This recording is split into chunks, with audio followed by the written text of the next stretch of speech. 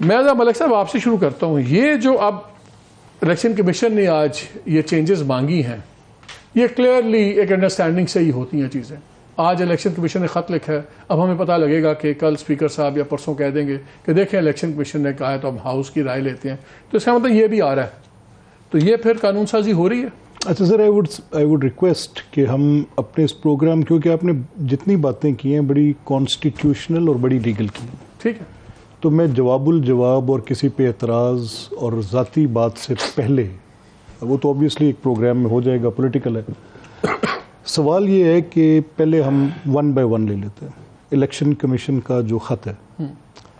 اب آپ کو یاد ہوگا کہ صدر مملکت کے پاس یہ اختیار ضرور ہوتا تھا جب 58(2)B ہوتی تھی، اور بعض اوقات جب چیزیں ایوالو ہوتی ہیں تو جب صدر مملکت 58(2)B کے تحت کسی بھی اسمبلی کا خاتمہ کرتے تھے اور نئے انتخاب کے لیے وقت دیتے تھے، تو یہ رول 57(1) الیکشن لاز میں موجود تھا جب پریزیڈینشل آرڈر بھی تھا. ٹھیک، یہ بیک ان 1973، پھر 1976 کے روپا میں، اور پھر یہ پریکٹس میں رہا فار گڈ ٹائم. اور 2017 میں بھی جب یہ لا ریفارمز ہوئے تو اس کے اندر یہ اوور لک ہو گیا.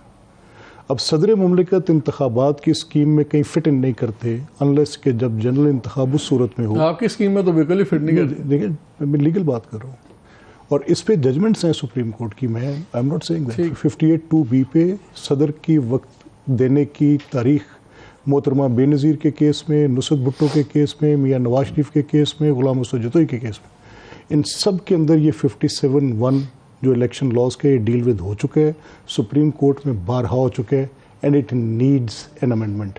ایک بات تو یہ رکھیں. تو اس کو ایک الیکشن کمیشن کی دوسری پوزیشن، آپ کو یاد ہوگا کہ فخر الدین جی ابراہیم چیف الیکشن کمشنر تھے. صدیقی صاحب مرحوم والا وہ دا فیمس پریزیڈینشیل الیکشن تھا، اور سپریم کورٹ نے اس میں مداخلت کی اور سپریم کورٹ نے کہا کہ میں الیکشن سکیجول دینے لگے. Fakhruddin ji Ibrahim shouted at the highest of his pitch. انہوں نے کہا یہ کیا بات کر رہے ہیں، میں ایک کانسٹیٹیوشنل باڈی ہوں، تاریخ کب دینی ہے، کس وقت دینی ہے، اور یہ سارا معاملہ تو الیکشن کمیشن کا ہے. سپریم کورٹ انکروچ کر رہی ہے. And he refuses to appear before Iftikhar Muhammad Chaudhry, وہ چیف جسٹس تھے، اور ان کی بات لیگلی کریکٹ بھی ہے. آئین ایک اسکیم آف تھنگز دیتا ہے، اور اس میں اگر جیسے مجھے اعتراض رہا کہ جسٹس ثاقب نثار صاحب نے بہت، آپ کو یاد ہوگا میں آپ کے ساتھ بے شمار دفعہ میں نے کہا کہ انکروچمنٹ اور سپرنٹینڈنس کی کوئی لمٹ ہوتی ہے. اسٹیٹیوٹری رائٹ ایک بندے کو، پولیس آفیسر کو اگر آپ اسٹیٹیوٹری رائٹ مالک صاحب دے دینا کہ یہ تو نے تفتیش کرنی ہے، تو chief justice of the supreme court اس کے اوپر سپرنٹینڈنس نہیں کر سکتے، تو آپ نہیں تو اس کا اسٹیٹیوٹری رائٹ ایویڈ اوے کر دیں گے. اس کیس میں ہو کیا رہا ہے کہ الیکشن کمیشن ایک پنچنگ بیگ تو بنا. اب جب الیکشن کمیشن نہیں مناسب لگا ڈسکا الیکشن کے بعد، تو پنچنگ بیگ بنا، سپریم کورٹ میں بھی بنا. Election commission punching bag. تو پھر جس دن سپریم کورٹ نے فیصلہ دیا 3-2 والا، جس کو آپ 4-3 کہنے پہ بزے تھے، اس دن پہ سپریم کورٹ نے انہوں نے ساتھ ہی اسکیجول کیوں نکال دیا الیکشن کمیشن میں، کہتے کہ جی ہم کانسٹیٹیوشنل باڈی ہیں، آپ ہمیں نہیں بتا سکتے.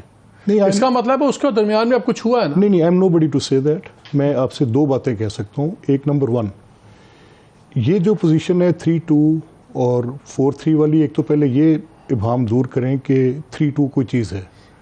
یہ ادھر اٹ از 4 وہ تو علیحدہ مسئلہ ہے نا. دیکھیں اس میں supreme court chief justice bench کہتا ہے کہ ہم ہیں 3-2، ختم ہوگی بات، آگے چلیں. نہیں، ایسے نہیں ہو سکتا نا سر، ممکن نہیں ہے. دیکھیں میں مالک صاحب، میں دو باتوں کا تو میں اسٹوڈنٹ ہوں and I live upon it.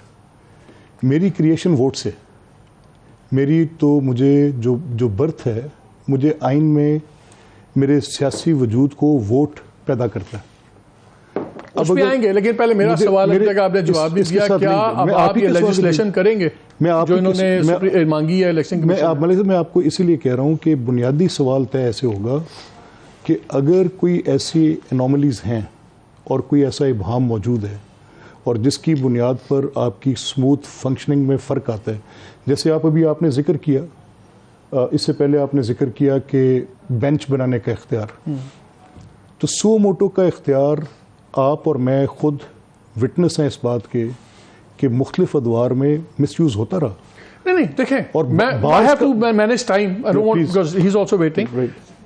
کسی کو ان چیزوں پہ اعتراض نہیں تھا. ہم پہلے پروگرامز میں کہتے رہے کہ بینچ انڈیا میں بھی ہوتا ہے, بینچ 3 ججز بنائیں, سو موٹو بھی اس طرح عجیب و غریب مسخ خیز سو موٹو ہوئے ہیں اس ملک میں, اور نقصان بھی بڑے ہوئے ہیں, جو ریکوڈک میں ہوا, جو اسٹیل مل میں ہوا, سب میں وہ سب کچھ اپنی جگہ, رینٹل پاور میں وہ اپنی جگہ. صرف ٹائمنگ میں نیت بھی بڑی میٹر کرتی ہے نا, کہ جس ٹائم پہ پرسن اسپیسیفک, یعنی کہ جیسے آپ نے اپیل کی بات کی کہ جی ساتھ ہی آپ نے اس میں ایک لائن گھسا دی کہ جی ایک اپیل ہوگی, اب اس اپیل کے ڈائریکٹ بینیفیشری میاں صاحب ہیں. نہیں بٹ دیکھیں کیا میاں صاحب کو سرنڈر بھی نہیں کرنا پڑتا اپنے آپ کو؟ دیکھیں مالک صاحب, میں اس انجسٹس کو پرسسٹنٹلی کنٹینیو کرنے دوں, چلنے دوں. یعنی آپ مجھے 184 اس کا جواب پرسن اسپیسیفک قانون بنائیں. نہیں دیکھیے پرسن اسپیسیفک والی بحث, ایک مالک صاحب ایک second please hold your horses sir. 6 سال ایک اذیت ناک ابتلا, 6 سال آپ کے تمام فنڈامنٹل رائٹس کربڈ, 6 سال آپ کو سانس لینے کی گنجائش نہیں, 6 سال ریاست کا پورا نظام آپ کے اوپر پنجے گاڑ کے بیٹھا رہے, 6 سال سپریم کورٹ کے اندر انجسٹس ہوتا رہے. وہی سپریم کورٹ جو اپنی پہلی بات کرتے وقت اپنی ساری کی ساری پوری جورسڈکشن کو, اور اس کا حل یہ ہے, اس کا حل یہ ہے کہ بجائے اس کے قانون کے مطابق وہ آ کے اپنے آپ کو سرنڈر کرتے, وہ آپ سرنڈر نہ کریں, لنڈن میں بیٹھ کے اپیل فائل کریں, کسی کو اپیل کر رہے ہیں وہ آ جائیں. یہ پوزیشن ہماری آج نہیں ہے. ہم یہ کہہ رہے ہیں کہ آپ ہمیں ایک ایسی جگہ پر سزا دے رہے ہیں جہاں پر شہادت نہیں قلم بند کر رہے, ایویڈنس ریکارڈ کیے بغیر, 184(3) میں بغیر کسی ٹرائل کے آپ نے مجھے لائف کے لیے. چلے اس میں بھی آتے ہیں, وہ بات ادھر نکل جائے گی. جی ملک صاحب, آپ نے کہا تھا میں اپنے 3 پوائنٹ. دیکھیے میرا پہلا تو میرا جو میں بات آپ کے سامنے رکھ رہا ہوں وہ یہ ہے کہ جب آپ اس میں ایک خوبصورتی ہوتی ہے کہ جب آپ آئینی بات کر رہے ہو نا, تو اس کی 2 جہتیں ہوتی ہیں. ایک موقف میرا ہے, اس کی ایک تشریح میں دے رہا ہوں, ایک تشریح ہے جو آپ دے رہے ہیں. تو جب آپ آئین پہ بحث کر رہے ہیں تو اس میں آپ کو الجھنے کی ضرورت نہیں پڑتی. صحیح, آپ اپنا ایک موقف رکھتے ہیں. ویسے بھی شریف آدمی ہے نہیں علی تو لائک بیلا کرانچی میں ان کو یہ ایشورنس دے سکتا ہوں کہ ان کو یہ چٹھی لکھ کے بھیج دیں, بیل مل جائے, دو پر پرواہ نہ کریں. یہ ان کی کچے ہاتھ سے لکھی درخواست. میں احمد بھائی کی بات کو نہیں, میں شکریہ.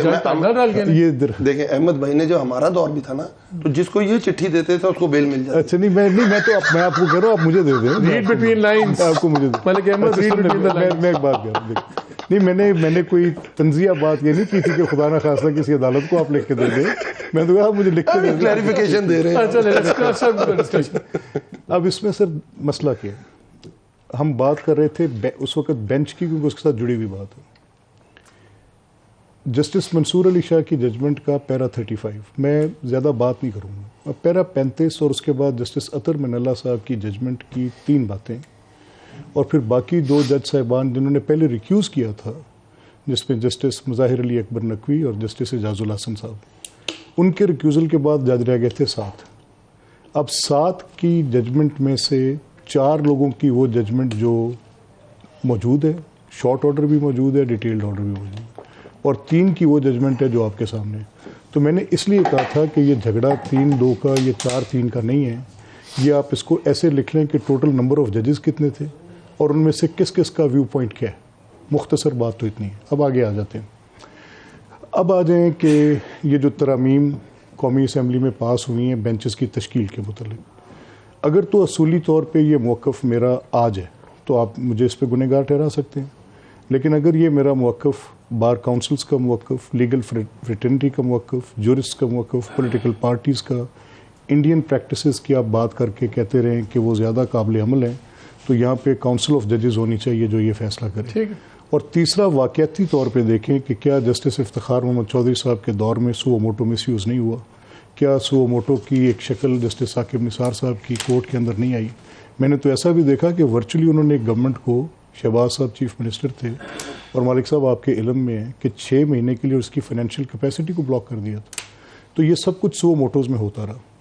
اب اگر سو موٹو ان پبلک انٹرسٹ آنا ہے تو اس کی اپنی کمپوزیشن پہ جھگڑا نہیں ہونا چاہیے. تو یہ بڑے پبلک انٹرسٹ کی آنے والی, ٹھیک ہے, اس پہ اس قانون پہ اعتراض نہیں ہے, اس بحث سے آگے نکلیں. ٹائمنگ کی اب یہ ایک بات علی نے بھی اچھی کی. علی نے کہا بالکل کہ جی ٹھیک ہے, جو قوانین الیکشن کمیشن کو اسٹرینتھن کریں وہ ہونے چاہیے. اب آ جائیں جو موسٹ امپورٹنٹ اور اس وقت پوائنٹ آف کنٹینشن ہے, وہ ہے 90 روز میں انتخابات.